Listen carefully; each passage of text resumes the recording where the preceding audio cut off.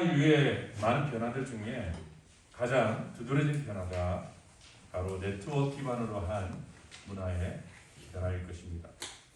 지금까지는 사람과 사람의 접촉을 통해서 문화가 발전해 왔다면 이 코로나 이후로는 접촉이 아니라 접속이라는 그러한 문화의 형태를 우리에게 보여주고 있습니다.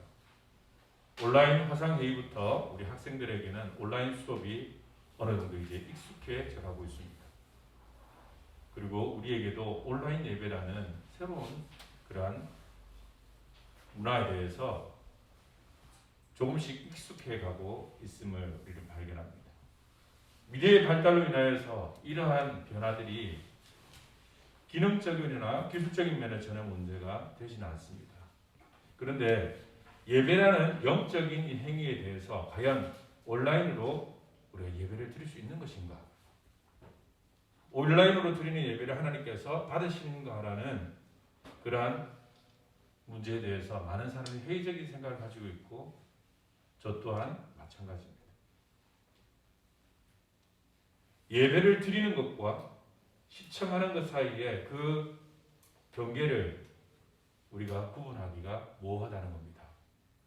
핸드폰을 켜고서 설교를 듣고 예배 진행 순서를 봅니다.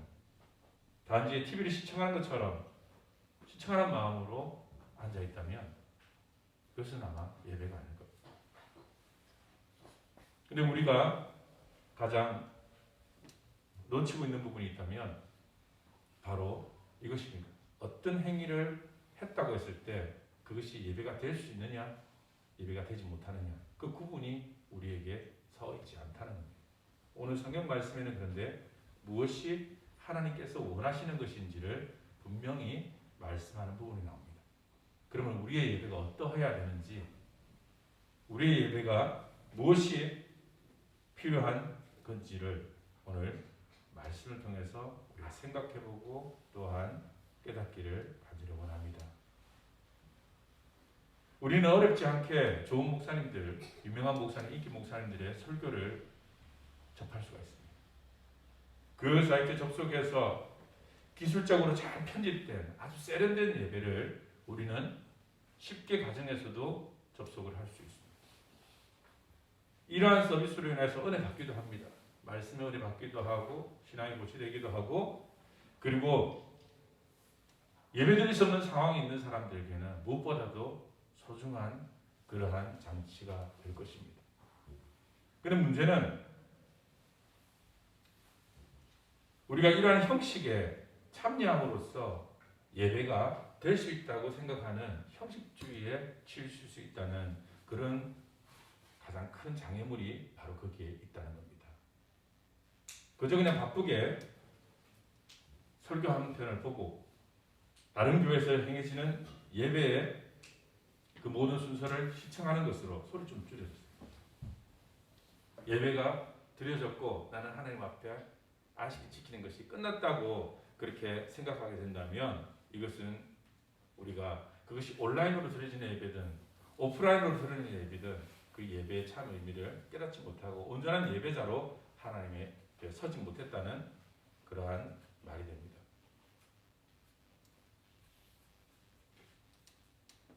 오프라인 예배도 온라인처럼 우리가 생각할 수 있다는 겁니다. 사실은 지금 온라인 예배가 온전한 예배인가에 대한 논의가 있지만은 지금 우리가 드리는 예배에 대한 관념 자체가 상당히 많이 오해를 불러일으키는 부분들이 있다는 겁니다. 여러분이 예배자로 선다는 것에 대한 이해가 없을 때 교회 나와서 그냥 앉아있고 좋은 설교를 듣고 나와 공감하는 이야기를 할 때 내가 은혜 받았다고 생각하고, 그리고 찬양의 곡조에 내 마음이 동할 때 그것이 은혜가 되었다고 말하고 그것이 예배였다고 우리가 생각하기 쉽습니다. 예배적인 요소, 이 제의적인 요소를 다 갖추고 있다 하여도, 찬양도 있고 기도도 있고 선포도 있다 하여도 예배가 예배될 수 있는 가장 중요한 것은 그 장치가 아니라, 그러한 시스템이 아니라 참여하는 사람의 마음이라는 거예요. 아무리 그럴싸하게 행해지는 그런 제사의식이라도, 그런 예배의 형식이라도 참여자의 마음이 함께하지 않는다면 그것은 예배가 아닙니다. 모든 그 예배의 진위를 가늠하는 것이 설교자에게 있는 것도 아니고 성가대에 있는 것도 아니고 참여하는 자의 그 마음에 있다는 것입니다. 우리는 공적으로 행해지는 그 공예배 속에서 내가 한 일원이 되어서 그냥 참여만 해도 그 은혜 가운데 있고 그 예배 가운데 내가 동행했다고 생각하지만은 사실은 성경이 말하는 예배란 개인적인 예배입니다. 하나님과 1대1로 만나는 그 순간이 예배가 되는 겁니다. 그것이 가정이든 온라인으로 행해지는 것이든 아니면 오프라인의 이 모임의 예배든 그런 형식이 중요한 것이 아니라 참여하는 자의 경험과 참여하는 자의 그 마음의 태도가 그 예배의 참됨을 결정을 한다는 것입니다. 단순히 온라인 예배와 오프라인 예배의 문제가 아니라 이것은 내가 예배를 경험하고 있느냐 하지 못하느냐에 대한 문제로 다시금 우리가 접근해야 된다는 것입니다. 얼마나 경험하는 것과 경험하지 않는 것의 차이가 나냐면 여러분 2002년 월드컵 때 그 열광했던 그 응원을 여러분 지켜본 사람도 있을 거고 같이 참여한 사람도 있을 것입니다. 한번 예를 들어 봅시다.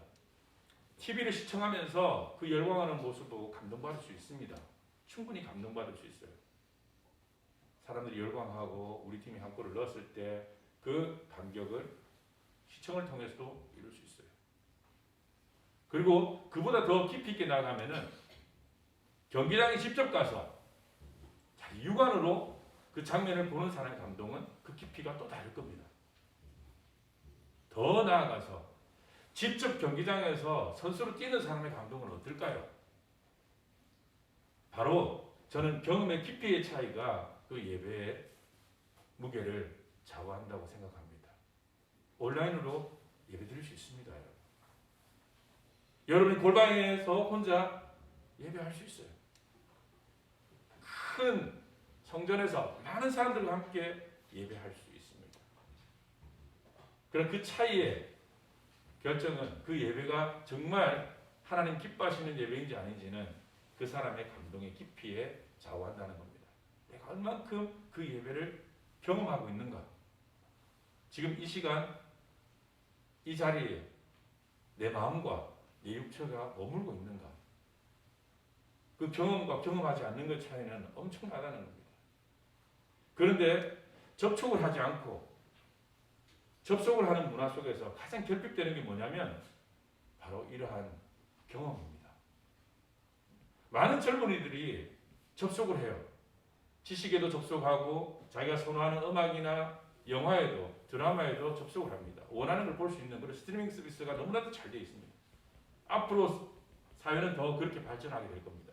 자기가 원하는 것만 언제든지 필요할 때 접속을 통해서 이용하는 시대가 될 겁니다. 지금도 그런 시대를 우리는 살고 있고요. 그런데 문제는 뭐냐면 이 접속을 통해서 감정은 똑같이 느껴요. 드라마를 보면서 웃기도 하고 울기도 합니다.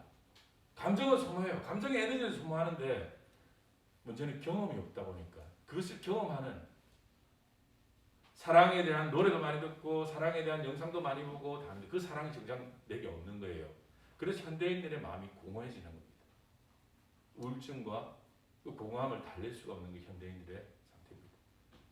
지금의 젊은 세대에서 롤코족이라는 신조어를 누가 말하는 걸 봤습니다. 롤코족이 뭐냐면 롤러코스터 타듯이 사람들이 자기가 원하는 자리에 줄을 서는 거예요. 어떤 것을 같이 누리기 위해서 줄을 서요. 줄을 서고 기다렸다가 그 롤러코스터를 한번 돌고 열광하고 나서 뒤도 돌아보지 않고 그 자리에 떠난다는 거예요. 지금의 형태를 그렇게 말하고 있습니다. 어디 인기 있다고 하는 식당이 있으면 사람들이 줄을 서서 그걸 먹으려고 해요. 남들과 똑같은 경험을 하려고. 근데 진정 경험에 머물지 않고 그냥 먹고서 또 다른 것을 향해서 살려나가고 또 다른 자극을 향해서 나아간다는 거예요. 사람의 관계도 마찬가지, 만남도 마찬가지입니다. 아주 가벼워졌습니다. 깊이가 없습니다. 원하면 언제든 접속해서 그 외로움을 채울 수 있다 생각하고 자기의 필요를 채울 수 있다고 생각합니다. 사회 문화는 이렇게 달라져도 우리가 이것을 어떻게 막을 수는 없겠지만 예배가 우리의 신앙이 이런 편리함 속에서 퇴색되어서는 안 된다는 것입니다. 여러분이 원하는 설교, 여러분이 원하는 교회, 여러분이 원하는 그러한 감동, 그것을 쉽게 접속하다 보면 여러분이 동하는 그 감정이 은혜인 것처럼 생각될 수 있고 그 착각이 신앙에 큰 오해를 불러일으킬 수 있다는 것입니다. 이스라엘의 많은 백성들이 하나님 앞에 예배드리는 것에 열광했습니다. 예배를 통해서 자신들이 하는 모든 일들을 정당화했어요. 왕들은 온전한 제의가 행해지면은 자신의 통치가 그 정의가 그 예배를 통해서 증명되어진다고 생각을 했습니다. 그래서 예배에 집중했습니다. 백성들도 마찬가지입니다. 자신들의 그 의가 이 예배를 통해서 증명되어지기 때문에 예배에만 집중해서 그렇게 하나님 앞에 예배하는 것을 게을리하지 않았습니다. 그런데 오늘 호세아서 말씀 보니까 하나님께서는 이 제사 예배를 원치 않으신다는 말로 그리고 번제를 원치 않으신다는 말. 하나님을 감사로 드리는 제사를 하나님께서 왜 원치 않으실까? 하나님께서 원치 않으시는 사람들은 왜 그것에 열광하고 그렇게 그러한 희생제물을 드리는가? 오늘날도 하나님께서 이와 비슷한 말씀을 하시지 않을까? 지금 우리가 드리는 예배, 우리가 그렇게 중요하게 생각하는 또 한국교회가 그렇게 중요하게 생각하는 이 예배의 참된 의미가 무엇인가라고 한번 이 말씀을 통해서 한번 돌아보기로 합니다. 그래서 오늘 말씀의 제목은 예배자입니까? 우리가 예배자로 이 자리에 나와 있습니까? 아니면 시청자로 나와 있습니까? 아니면 그냥 참여하는 사람으로 나와 있습니까? 많은 예배의 모습들이 중요한 것을 잃어버리고서 형식이 되어버렸고 하나의 자신의 그 의를 증명하는 도구로서 사용되어지고 있습니다. 오늘 말씀에는 나는 인애를 원하고 제사를 원치 않는다고 말씀하십니다. 인애는 무엇이고 하나님 기뻐하시는 제사는 무엇인지 하나님께서 이 말씀을 하실 때는 예배 자체를 원하시지 않는 것이 아닙니다. 이 말은 온전한 예배를 원하신다는 겁니다. 그래서 인애라는 이 단어에 우리는 집중할 수밖에 없습니다. 인애, 헤세드라는 전에도 한번 제가 말씀드렸죠. 여러 중의적인 의미를 가지고 있는 단어입니다. 하나님의 사랑, 사랑과 사랑 관계에서의 사랑, 그리고 이것을 다 묶어서 오늘 말씀에 우리가 적용할 수 있다면 인간이 마땅히 행할 도리입니다. 도리. 사람과 사람의 관계에서 행할 도리와 하나님과의 관계 속에서 마땅히 지켜야 할 도리가 바로 헤세드입니다. 하나님을 향한 우리의 그 사랑 또한 헤세드로 해석이 될 수 있습니다. 오늘 하나님께서 원하시는 것은 제사의 어떤 행위가 아니라 바로 이 인애, 헤세드를 원하셨다는 것입니다. 인간이 하나님 앞에 그리고 세상 가운데 지켜야 될 도리, 이것은 말씀에 순종하고 그 말씀에 순종한 삶을 살아가는 실천하는 삶을 말하는 겁니다. 그런데 한국교회 예배를 보면 전 세계에서 한국교회만큼 예배를 많이 드리는 교회들이 없습니다. 새벽 예배, 수요 예배, 금요 예배, 여러 예배가 있습니다. 우리 교회는 그렇게 없지만 보통 교회들은 그런 많은 예배를 합니다. 예배 드리는 것이 굉장히 중요도를 둡니다.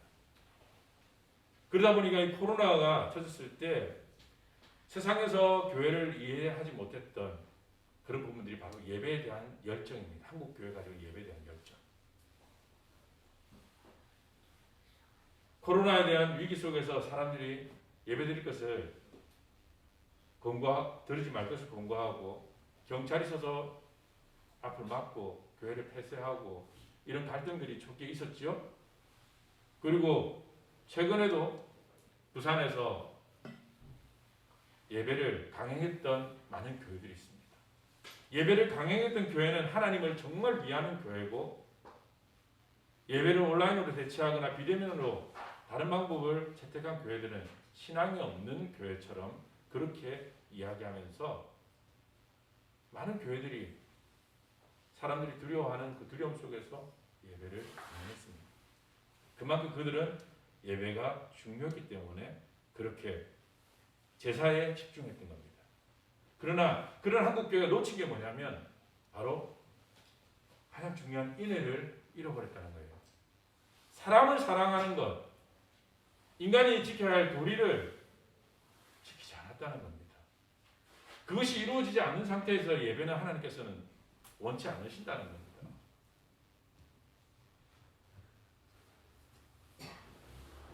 이웃의 고통과 아픔을 외면하고 그들 편에 마음을 같이 하지 않는 예배는 하나님께서 받지 않으신다는 거예요. 근데 한국교회가 놓친 것은 제사가 중요하다. 예배가 중요했다는 거예요. 하나님을 기쁘게 하는 것이 더 중요한 거예요. 하나님께서 그걸 원치 않으신다는데 과연 예배는 뭔가? 여러분, 누군가에게 선물을 줄 때 어떻게 해야 됩니까? 내가 좋아하는 걸 줘야 됩니까? 그 사람이 원하는 걸 줘야 됩니까? 선물 받는 사람이 원하는 걸 줘야 되겠죠, 당연히. 우리의 예배가 하나님이 원치 않는 예배를 내가 원하는 예배를 드리는 거예요. 나의 종교에 중독되어서 내가 원하는 방식으로 내가 하나님을 느끼고자 하는 방식으로 그렇게 예배를 드린다면 그게 예배가 될 수 있느냐는 호세아 시대에 이스라엘이 그러했습니다. 그들은 자신들의 죄를 덮기 위해서 또는 정권을 잡기 위해서 아주 자기 의를 드러내기 위해서 예배에 집중했지만은 호세아 선지자를 통해서 하나님께서 하신 말씀이 바로 이거예요. 인애를 잃어버리고서 예배를 드려도 하나님 그 예배를 기뻐하시지 않는다는 겁니다. 저는 예전에 우리 큰 교회 저희 딸 때문에 갔든지 유치원 졸업식인가 그때는 큰 교회에 주차를 하고 이 행사에 참여한 적이 있습니다. 근데 큰 교회 갈 때마다 항상 상처를 받는 게 뭐냐면 저희 딸이 어릴 때도 여기 앞에 교회에 있어가지고 교회 가서 큰 교회에서 예배를 드리는 게 여름이었어요. 이 선풍기 틀어놨고 에어컨 틀어놨는데 에어컨이 사람들이 많다. 그 교회는 그렇게 사람이 많이 모여가지고 에어컨이 약해서 서로 그 앞에 앉으려고 그러고 자리를 잡았어요. 저희가 일찍 가가지고 저희 딸하고 조금만 거의 2-3살 되는 그 애하고 저희 집사람하고 같이 예배를 드리는데 자리 잡아놨는데 뒤에서 권사님 같은 분들이 와가지고 막 그 자리에 삐집고 앉아버리는 거예요. 애들 가려지가지고 애는 그냥 우리 조그만 애니까 그냥 가려지가지고 앞에 자리 차지하면서 온전한 예배를 드리기 위해서 그렇게 열광하는 모습을 봤습니다.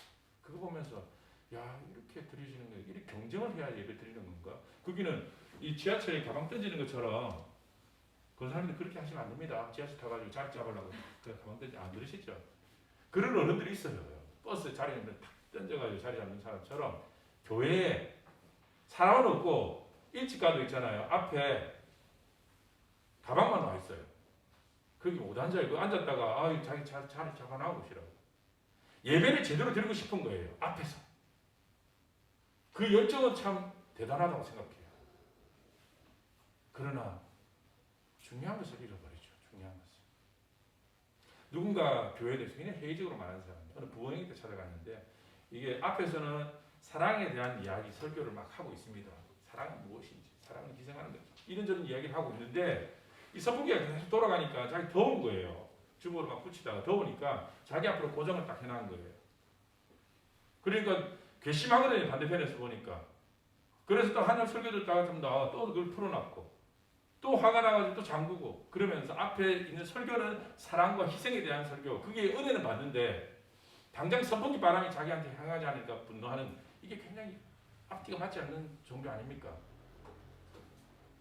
한국 교회가 그런 모순을 가지고 있다. 예배에 대한 모순을 가지고 있는 거예요.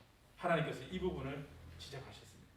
제가 딸의 그 졸업식 때 가는 주차를 해놨어요. 주차장에. 근데 앞에 차가 막혀버렸어요. 차를 누가 그냥 전화번호도 없고 그냥 차를 앞에 막아버렸어요. 나가지 못하도록. 보니까 그 교회에 9시 예배인가 그런 평일날 예배가 있어가지고 예배를 드리러 갔다는 거예요. 예배가 끝날 때까지 한 40분인가 그냥 기다려야만 했습니다. 예배 중간에 나와서 차를 빼줄 수 없기 때문에.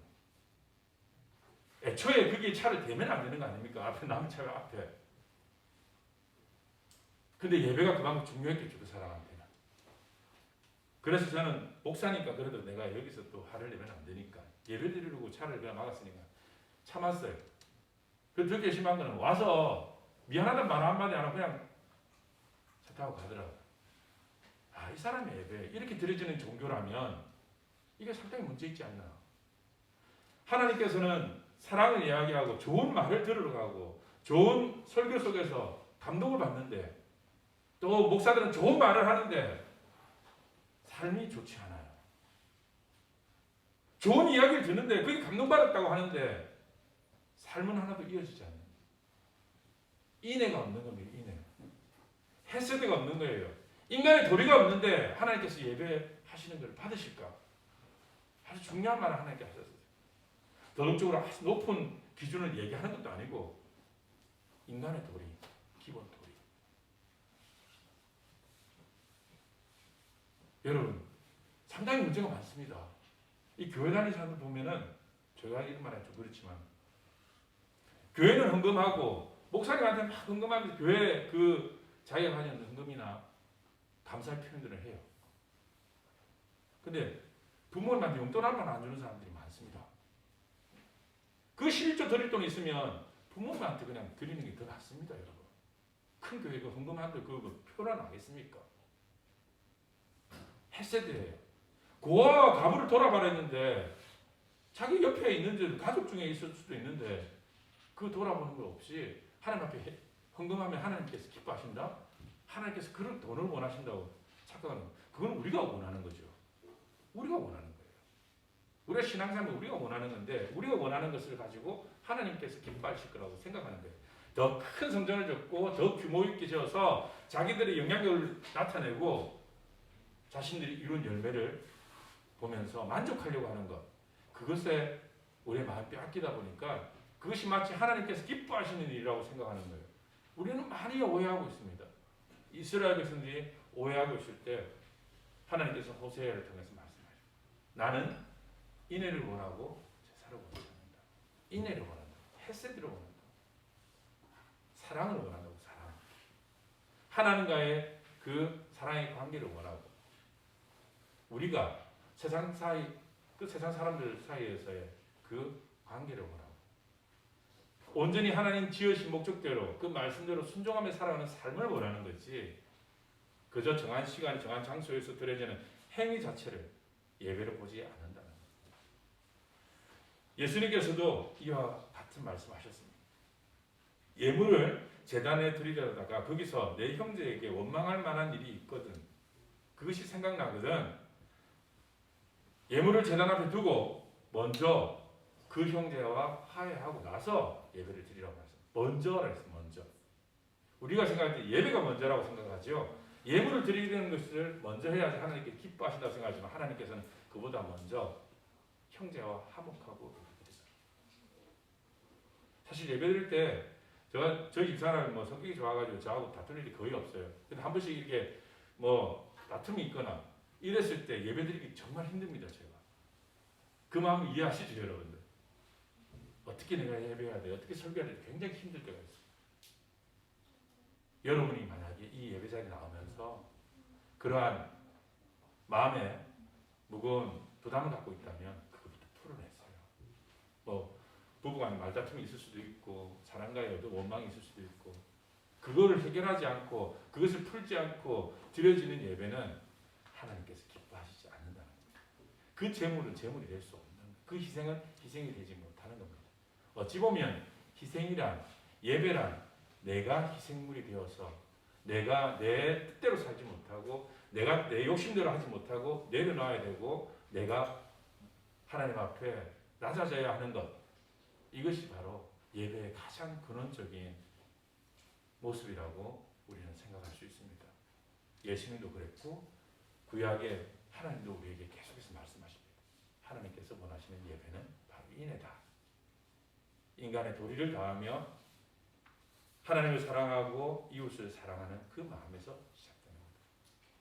두 번째로 보니까 하나님께서 우리에게 말씀하시는 것은 번제를 드리는 것보다 감사의 예배를 드리는 것보다 하나님 아는 것을 원한다고 말씀하십니다.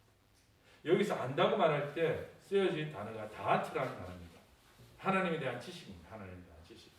근데 하나님에 대한 지식을 하나님에 대한 정보나 하나님에 대한 어떤 그러한 설명할 수 있는 부분이 아니라 우리가 이 하나님을 안다는 단어가 포함하는 뜻은 관계적으로 알고 경험적으로 아는 지식을 말하는 겁니다.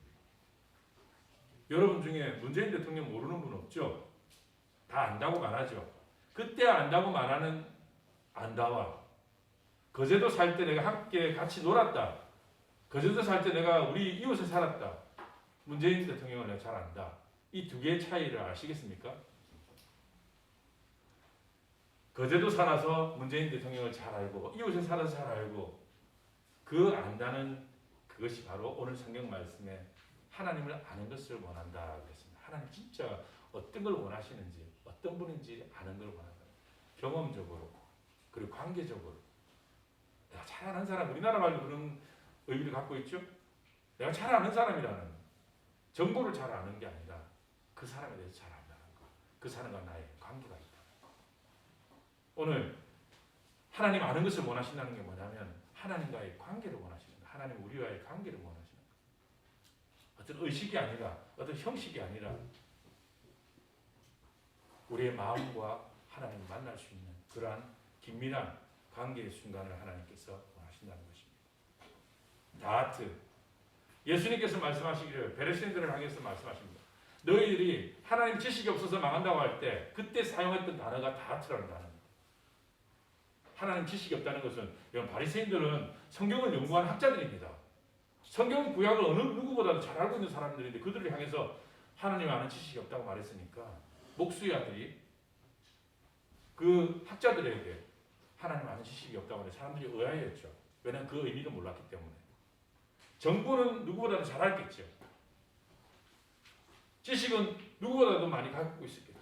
관념들은 누구보다도 더 많이 설명할 수 있는 그러한 하나님에 대한 정의를 갖고 있었겠죠.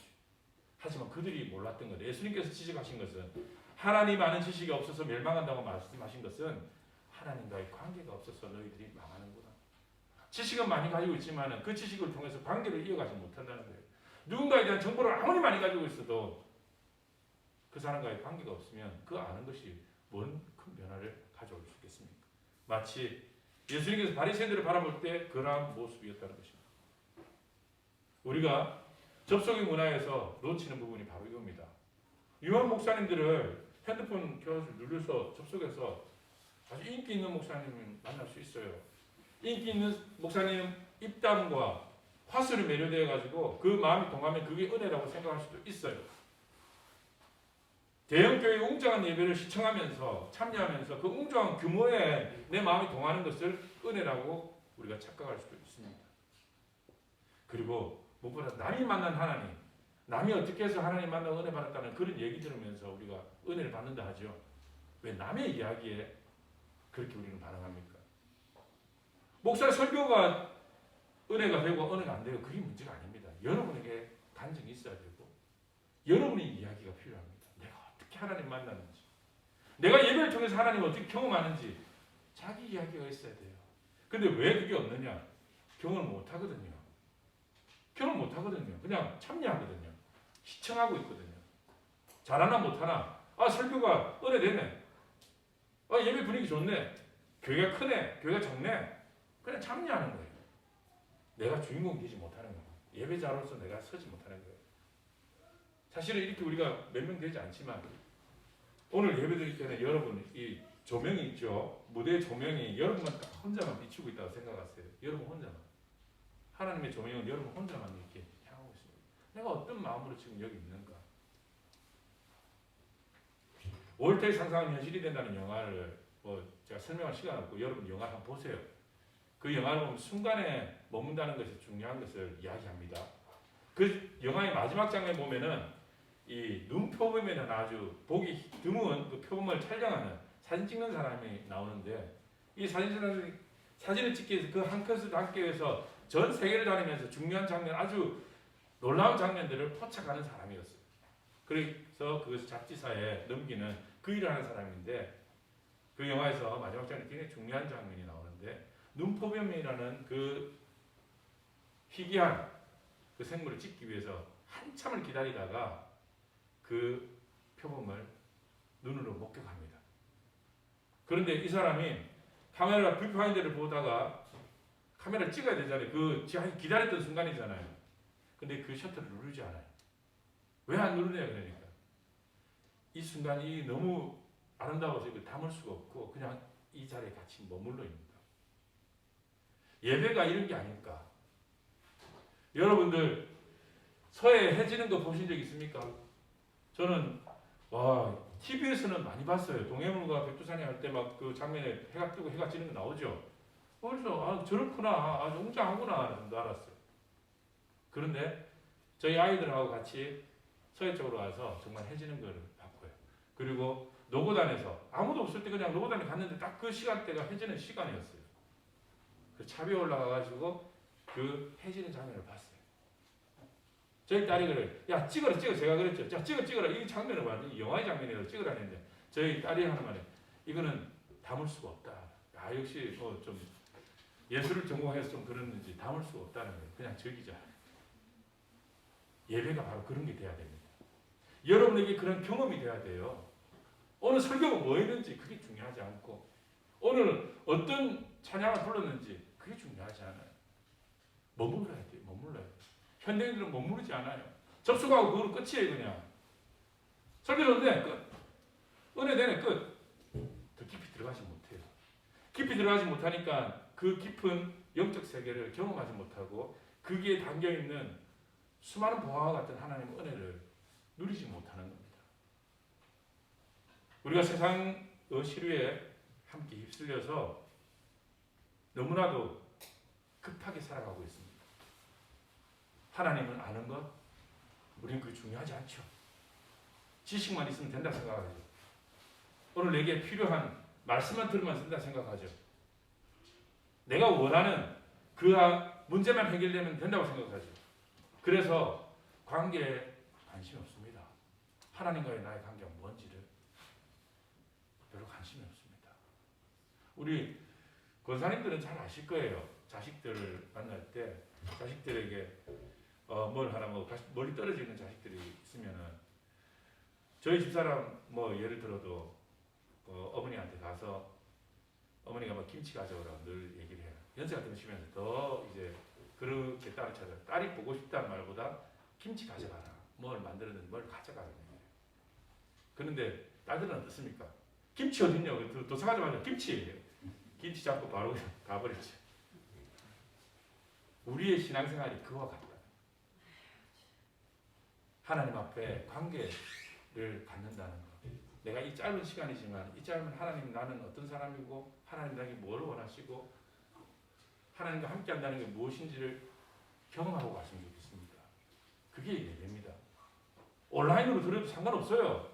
혼자 성경책 펴고 해도 상관없습니다. 사람이 10,000명 모이든 사람이 5명 모이든 2명 모이든 상관없습니다. 그게 문제가 아니라 내가 그 예배를 경험하고 있느냐 경험하지 못하는 자예요. 우리는 인위적으로 자꾸 하나님을 담으려고 그래요. 우리 교회 안에 담으려고 하고 내 마음에 담으려고 내 관념 안에 담으려고 해요. 경험을 못할 때 여러분들 관념만 가득한 거예요. 하나님에 대해서 우리가 막 이런저런 이야기를 하죠. 원어를 따져가면서 이런저런 얘기하고 하나님 어떤 분인지에 대해서 다 우리가 교회를 다니면 어느 정도 말할 수 있어요. 하지만 그 모든 관념이 한 번의 경험으로 다 사라지게 됩니다. 고수풀 그거를 여러분 안 드신 분들 저는 한 번도 안 먹어본 적 없는 그 고수풀을 한 번 먹어봤어요. 먹기 전에는 그것이 깻잎 같은 맛이다 이런저런 얘기 다 했지만 먹어보니까 설명이 안 돼요. 저는 별로 안 좋아하는데 설명이 안 돼요. 그거와 똑같은 거예요. 내가 경험하기 전에는 수없이 많은 관념 속에서 그냥 그 틀 안에 하나님 다 들려가지만 내가 그 하나님 안에 머물고 내가 하나님 앞에 나와서 하나님을 경험하게 될 때 그 모든 말들은 의미가 없어집니다. 설명을 할 수가 없어요. 내가 만난 하나님은 다른 사람한테 설명할 수가 없어요. 가장 좋은 거는 당신도 만나봐야 알아요. 예배란 바로 그런 겁니다. 내가 하나님 만났으니 여러분도 만나보세요. 내가 하나님을 경험했으니 여러분도 한번 경험해보세요. 한번 머물러 보세요. 또 하나님의 임재 가운데 한번 머물러 보세요. 이 예배 시간이 바로 그 머무름의 시간입니다. 내게 무슨 말씀을 주실지 설교와는 무관하게 여러분 마음속에 감동이 올 수도 있어요.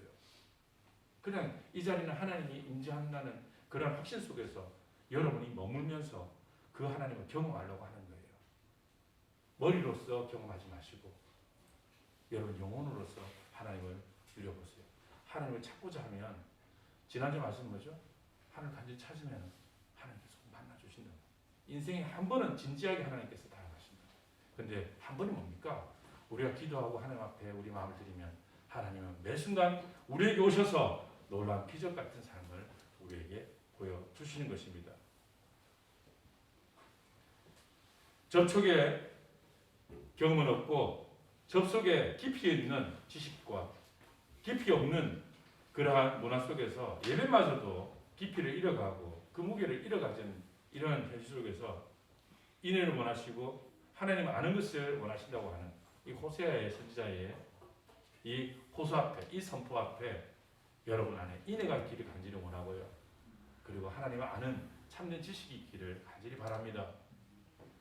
예배가 중요하고 하나님 앞에 나오는 것이 중요하지만 그 모든 것이 참된 예배가 되기 위해서는 어떤 시스템과 어떤 장치가 아니라 바로 내가 예배자로 나올 때만 가능하다는 겁니다. 내가 온전히 하나님을 경험하는 자로서 하나님 안에 말씀 안에 머무는 자로서 임할 때 그게 비로소 예배가 되는 것입니다. 오늘 이 시간이 하나님 앞에 드려지는 온전한 예배가 되기를 간절히 축원드립니다. 함께 기도하겠습니다.